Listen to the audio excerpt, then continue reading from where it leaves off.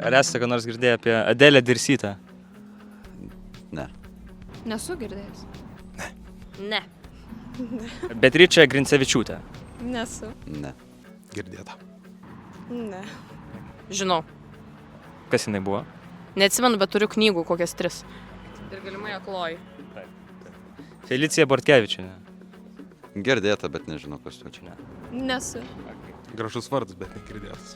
Labai girdėta. Ne. Elzė Ožeškienė. Irgi labai gražus vardas, bet irgi negirdėtas. Ne. Gal, bet gal ir ne, nežinau. Ne. Aleksandra Jurašaitytė. O šitas jau kažkas jau tapo, jau girdėta, jau girdėta. Ne. Nesu. Ne. Galbūt čia užuomina būtų. Signatarė. Kažkokio signataro dukra? Žmona? Jinai buvo signatarė, ne? Fotkino? Jinai nufotografavo šitą nuotrauką. Šitą žinau. Žemaitė, girdėjot? Nu, taip. Girdėjot. Nu, tai jau žinoma, taip. O, Žemaitė mano favorite. Nu, tai Žemaitė, tai žinom rašytoja. Nu, taip. Ar žinot kokį paminklą moterį asmenybė Vilniuje?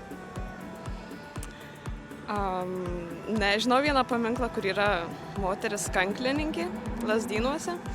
Tačiau aš nežinau, kiek jis istorinis, bet čia labiau etnografinis dalykas. Gedimino prospekte yra paminklas Žemaitei. Jo, Lazdynų pelėda. Žemaitė. Pabaigsiu ties tuo. Ir dabar aš greitai negaliu sugalvoti ir man truputį gėda dėl to. Ar užtektinai dėmesio skiriama nušvies moterų indėlių istorijoje Lietuvos? Visiškai ne.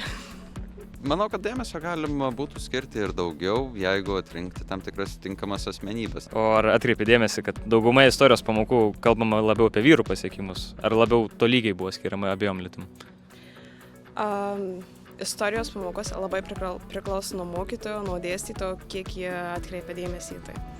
Tai vien apie vyrus. Aš atsimenu iš mokyklos ar iš kažkur maksimum kokias 2-3 moteris. Vadovai valstybių, karvedžiai, mokslininkai ilgą laiką buvo vyrai, o moteris mokslą atėjo žymiai vėliau ir vien tik pirma moteris, kuri buvo Nobelio premiją gavusi Curie, tai jau keli tūkstančiai metų praėjo po to, kai vyrai istorijoje savo vardus pradėjo rašyti. Nebuvo, bet aš kaip ir švietimo sistemos nedrįsčiau dėl to kaltinti. Tai galbūt reikėtų kaltinti netgi tai, kas nutiko, tos praeities klaidas ir taip toliau, bet ne švietimo sistema.